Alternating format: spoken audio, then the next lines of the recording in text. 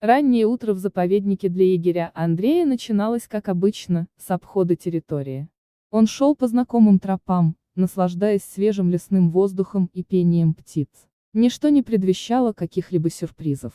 Но внезапно краем глаза Андрей заметил движение в зарослях. Присмотревшись, он застыл в удивлении, прямо перед ним была крупная тигрица, чья лапа застряла в ужасном браконьерском капкане. Сердце егеря жалось от боли и ужаса. Он не ожидал такого поворота событий этим утром. Подкрадываясь осторожно, Андрей увидел рядом с тигрицей испуганного тигренка.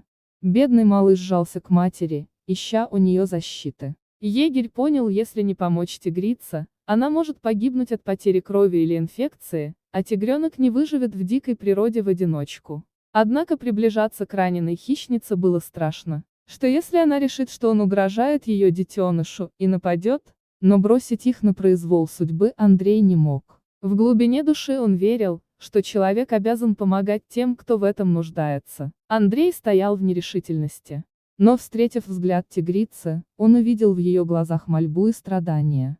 Нет, он не мог оставить их умирать. Вспомнив старую цитату, «Сострадание к животным тесно связано с добротой характера», он осознал, что должен помочь, чего бы это ему ни стоило. Превозмогая страх, егерь медленно подошел к животным. Сначала он бережно взял тигренка на руки. Малыш немного трепыхался, но притих, словно понимал, что ему хотят помочь. Тигрица не проявляла агрессии, возможно, чувствуя доброе намерение человека. Андрей принялся освобождать лапу тигрицы из капкана. Механизм был ржавым и неподатливым. Егерь вспотел от напряжения, но наконец с мерзким скрипом капкан разжался, освободив израненную лапу. Ветеринары приехали быстро и занялись тигрицей. Тем временем Андрей заботился о тигренке, которого назвал Лучиком за его яркий, солнечный окрас. Поначалу Лучик был робким, но постепенно привык к своему спасителю и даже стал игривым. Служба охраны заповедника развернула масштабную операцию по поиску браконьеров. После нескольких дней напряженной работы, негодяев удалось задержать. Они ответят за свои преступления по всей строгости закона. Под присмотром ветеринаров тигрица постепенно выздоравливала. Сначала она начала вставать, а затем делать первые неуверенные шаги. Андрей часто навещал ее, помогая врачам. Через пару недель тигрица выглядела значительно лучше.